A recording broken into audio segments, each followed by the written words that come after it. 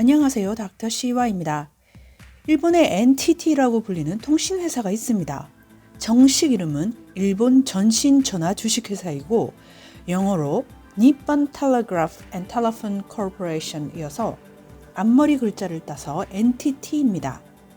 NTT는 이전 공기업이던 일본 전신전화공사가 1985년 민영화되면서 바뀐 사명으로 이 NTT 그룹에는 휴대전화와 무선통신 서비스를 제공하는 NTT 도코모라는 회사가 있습니다.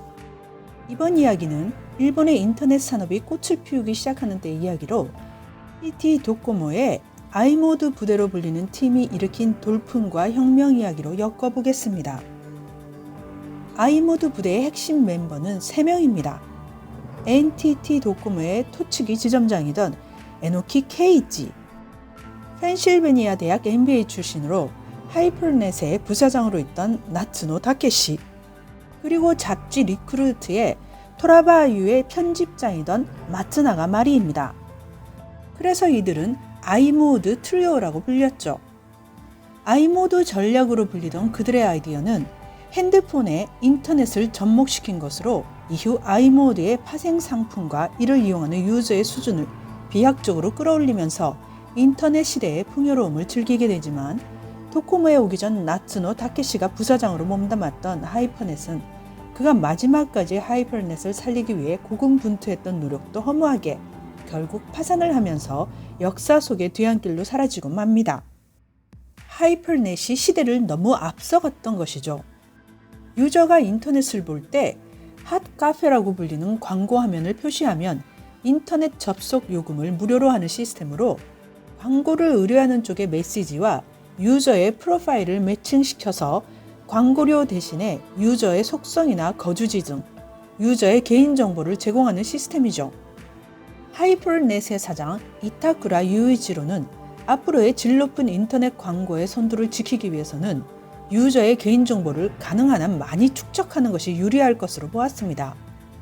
1995년 윈도우즈 95를 세상에 내놓았던 마이크로소프트의 빌 게이츠는 1996년 이타쿠라를 만납니다.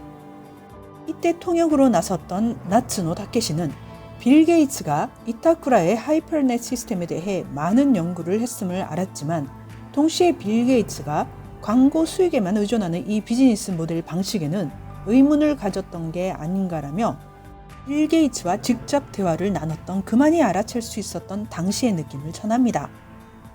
그러나 주변은 빌 게이츠가 하이퍼넷을 매수할 수도 있다는 기대감에 부풀어 올랐죠. 이타쿠라의 도전은 당시에는 시기적으로 너무 일렀던 모양입니다. 거의 20여 년이 지난 후에야 페이스북이나 구글, 중국의 알리바바와 같은 테크 자이언트로 불리는 집단이 이런 비즈니스 모델 기반의 광고를 성공적으로 이끌지만 하이퍼넷이 성공하기에는 아직 시장이 그만큼 성숙하지 못했습니다.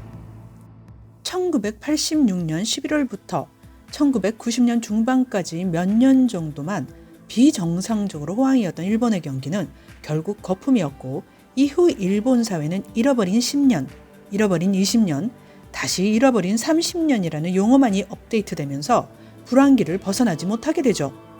이 거품기에 거액의 부채를 진 기업이나 개인이 채무를 변제하지 못하면서 각 은행은 불량 채권을 정리하기 위해 길을 쓰게 됩니다. 엎친 데 덮친 격으로 1997년에는 소비세가 5%에서 8%로 인상되며 소비 심리를 더욱 옥죄게 되죠. 하이퍼넷의 핫카페는 한때 새로운 비즈니스의 길을 열었다며 뉴 비즈니스 협의회로부터 뉴 비즈니스 대상, 일본 통상산업장관상을 수상할 정도로 세간의 주목을 받았으나 1997년 결국 하이퍼넷은 기업 도산이라는 벼랑 끝에 서게 되고 이타쿠라는 37억 엔의 부채를 안고 개인 파산에 이릅니다. 1998년 이타쿠라는 자신의 하이퍼넷을 둘러싼 상세한 속풀이 이야기를 한 권의 책으로 엮어내죠. 사장 실격, 내 회사가 망한 이유라는 제목으로 말입니다. 하이퍼넷이 도산하기 반년 전 이타쿠라 사장과 빌 게이츠와의 미팅에서 통역을 자처했던 하이퍼넷의 부사장 나츠노는 돈을 구하기 위해 다른 경영진들과 함께 고군분투하던 중이었습니다. 직원들의 급여마저 연체가 지속되던 1997년 5월, 그에게 걸려온 전화 한 통이 나츠노로 하여금 새로운 운명을 선택하게 이끕니다. 전화를 걸어온 사람은 리크루트 잡지 토라바유의 편집장 마츠나가 마리. 마츠나가는 나츠노에게 자신이 NTT 도코모로 이직을 할 거라는 말을 전합니다. 잡지의 편집장이 휴대폰 회사에는 왜? 어떻게? 그렇게 고개를 갸우뚱하는 나츠노에게 마츠나가는 잘은 모르겠는데 핸드폰이랑 인터넷을 연결하는 일을 할 거래요 라고 답을 합니다. 나츠노는 단번에 NTT 도코모의 의도를 알아차립니다. 그렇게 마츠나가가 내민 손을 잡으며 나츠노는 NTT 도코모로 이직을 하고 그의 미래에는 새로운 등불이 켜집니다. 이에 앞서 1997년 1월 7일 도쿄 본사 오보시 코우지 사장실에 불려간 NTT 도코모 토치기 지점장 에노키 케이즈는 핸드폰과 인터넷을 융합시키라는 새로운 프로젝트의 수행을 지시받습니다. 이 프로젝트의 팀원으로 누굴 뽑아도 좋다는 사장의 허락하에 에노키는 지인의 소개를 받아 일면식도 없던 마츠나가에게 손을 내밀고 마츠나가는 나츠노를 끌어들여 이렇게 엉뚱한 배경으로 결성된 이색적인 아이모드 트리오는 아직 아무도 시도하지 않았던 새로운 도전에 발을 내딛게 됩니다. 당시는 핸드폰이 막 보급되기 시작하던 때로 NTT 도코모 사장 오보시는 핸드폰이 일반 전화처럼 도태되지 않게 하기 위해서 탈출구를 찾게 되고 그 게이트웨이 전략을 수행하기 위해서 맞아들인 마츠나가와 나츠노가 그들의 능력을 10분 발휘할 수 있도록 NTT 도코모 본사 건물 가까이에 아이모드 부대의 거점을 만들어줍니다. 도쿄 가미야초로 이전을 하면서 마츠나가의 제안으로 이른바 클럽 마리가 탄생하게 됩니다. 잡지 편집장의 경력을 가진 마츠나가는 새로운 프로젝트를 성공으로 이끌 컨텐츠 크리에이터는 NTT 사내에 있는 것이 아니라 외부에 있다고 생각을 합니다. 그녀는 이런 잠재적인 컨텐츠 크리에이터가 모일 수 있는 공간으로 흡사 영국의 고급 신사들의 클럽처럼 중후하고도 세련된 응접 세트로 꾸며진 공간을 마련합니다. 새로이 아이모드 부대의 멤버가 된 사사카와 다카오는 마리클럽의 고급 술을 가져오기도 하죠. 사사카와는 일본 정치계의 거물이며 제2차 세계대전 후에 A급 전범으로 투옥되지만 미국에 협력하며 반공지지 세력으로 인정받아 석방되었던 사사카와 요이치의 손자입니다. 이 중후하고 고급스러운 마리클럽에는 해가 저물기 시작하면 각계의 인물들이 모여드는데 이를 크리에이터는 핸드폰의 새로운 디자인, 액정 화면의 크기, 기능에 대한 이야기를 주고받으면서 새 시대를 열어가는 열정적인 저녁 한때를 보내고 이때 번뜩였던 아이디어들이 하나씩 도코모 핸드폰에 추가되어 갔습니다. 그렇게 해서 탄생한 기능 중에 하나가 안내 기능으로 당시로서는 획기적인 아이콘 쉐르이죠. 지금의 삼성 갤럭시라면 빅스비의 애플 아이폰이라면 시리의 기능에 해당하죠. 1997년 12월 하이퍼넷이 파산한 직후 나츠노는 당시 스미토모 캐피탈 증권의 부사장이던 구니시게 아츠시를 찾아갑니다. 나츠노는 구니시게에게 도코모의 핸드폰에서 스미토모 은행의 인터넷 뱅킹이 가능하도록 해보자는 제안을 합니다. 이 제안으로 스미토모 은행은 아이모드 컨텐츠 제1호가 됩니다. 사실 아이모드의 아이디어는 맥킨지앤컴퍼니라는 미국의 본사를 둔 경영 컨설팅 회사의 일본 지사가 도코모에 제안을 한 것이었죠. 맥킨지는 새로운 컨텐츠의 성패에는 리스크가 따른다며 파트너사를 하나로 하지 말고 동시에 여러 곳과 파트너십을 맺어야 한다고 주장했고, 나츠노는 일본 사회의 특성상 어느 회사든 지명도가 높은 회사와 함께 성공 사례를 만들어내야만 조심스러운 일본의 다른 회사가 관심을 보일 것이라고 믿었습니다. 맥킨지와 나츠노는 그렇게 대립관계를 이루었는데 맥킨지를 중용한 사람이 도코모의 사장 오오보시이다 보니 아무래도 마츠나가나 나츠노와 같이 외부에서 온 사람들에게 텃세를 부리던 회사에서 에노키의 방어가 없었다면 아이모드의 출격은 쉽지 않았을 것이라고 토로했죠. 1998년 11월 19일 드디어 아이모드가 세상의 모습을 드러내는 때가 왔습니다. 그러나 세계에서 처음으로 핸드폰에 인터넷을 접속할 수 있게 된 중요한 발표에 참가한 기자는 단 7명. 이에 납득할 수 없었던 마츠나가는 이듬해인 1999년 2월 22일 당시 인기 절정이던 여배우 히로스의 료코를 등장시켜서 인터넷 뱅킹, 대기화면, 디자인, 다양한 착신 멜로디 등등 클럽 마리에서 탄생한 아이디어의 결정체를 선보이며 대대적인 발표회를 하게 됩니다. 이렇게 NTT 도코모의 아이모드는 경쾌하게 새 시대로 향한 발걸음을 내딛게 되죠.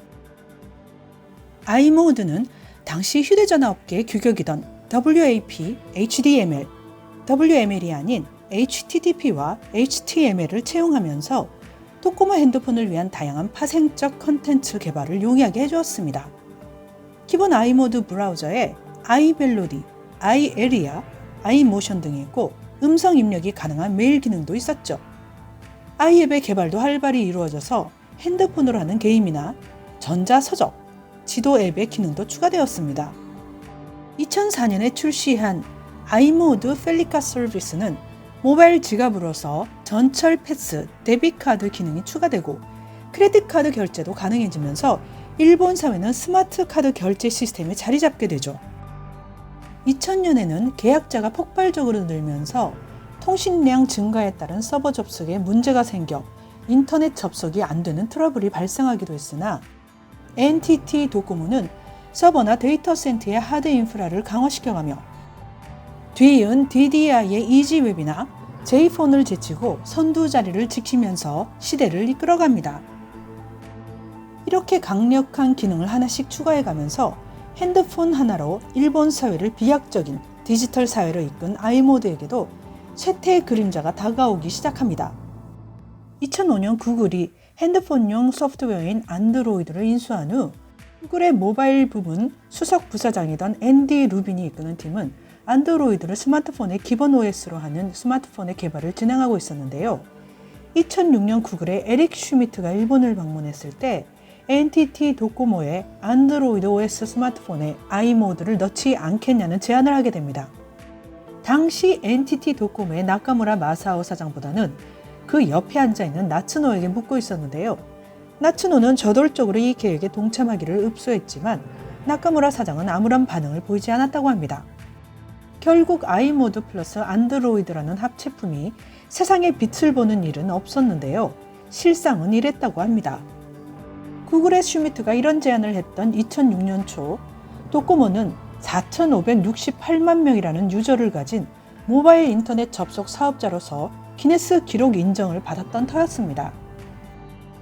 그럼에도 NTT의 전신이 전신전화 공기업이었던 만큼 남자 중심의 관료주의적인 사풍이 강했던 NTT 도코모의 직원들은 외부인인 마츠나가나 나츠노가 이끄는 아이모드 부대가 회사를 활보하는 게 눈에 거슬리기도 했고 여자인 마츠나가가 이끄는 원칙이나 규칙에서 벗어나 클럽 말이도 마음에 들지 않았거니와 아이모드 부대원들이 조심을 했음에도 뭔가 자신들은 모르는 인터넷 용어가 난무하는 일을 하는 이들 아이모드 트리오를 비롯한 아이모드 부대를 마음에 들어하지 않았던 존재들이 있었던 거죠. 그 중에 한 명이 도코모 사장 나카무라였습니다. 게다가 NTT 내부 출신이던 에노키가 인터넷보다는 핸드폰이라는 개념에 더 집착하면서 마츠나가와 나츠노는 결국 아이모드의 성공을 확인한 후 NTT 도코모를 떠나게 됩니다. 에노키가 집착한 핸드폰이란 이른바 가라케로 불리는 것으로 갈라파고스와 핸드폰의 일본말인 케이타이 합성어의 준말이죠. 갈라파고스는 태평양에 떠있는 19개의 화산섬과 주변 암초로 이루어진 제도이며 에콰도르의 영토로 남아메리카 대륙에서 1000km나 떨어져 있다 보니 갈라파고스 제도의 고유종으로 진화한 다양한 생물이 서식하고 있는데요. 가라케란 일본의 핸드폰 인터넷 산업이 세상과는 고립된 채 일본 특유의 사회 속에서 그들 나름의 문화와 기술로 버티며 내수 시장을 점령하며 독자적인 형태로 발전하지만 세계 시장으로부터는 고립되는 현상을 빗대서 만들어진 표현이죠. 사장 나카무라를 위시한 아이모드의 반대 세력은 아이모드 부대를 보고 돈 먹는 하마라며 쑥덕거리며 일본 특유의 이지메에 가까운 텃세, 시샘 등등의 복잡한 감정을 극복하지 못하고 구글의 제안을 흘러넘기면서 시대의 흐름에서 벗어나며 쇠퇴의 길을 자초하게 됩니다. 이후 스마트폰 시장이 본격화되면서 2016년 11월 2일 NTT 도코모는 아이모드 핸드폰 출하의 종료를 결정했다는 발표를 합니다. 2017년 6월까지 판매를 종료하면서 새 제품을 구입할 수 없게 되고 2019년 9월 30일 i모드의 서비스 접수를 종료하면서 i모드는 한 시대를 풍미한 후 역사 속의 기록으로 남게 됩니다. 일본의 네트 산업의 흥망성쇠 이야기는 다음 편에도 계속됩니다. 이번 영상은 여기까지 하겠습니다. 감사합니다.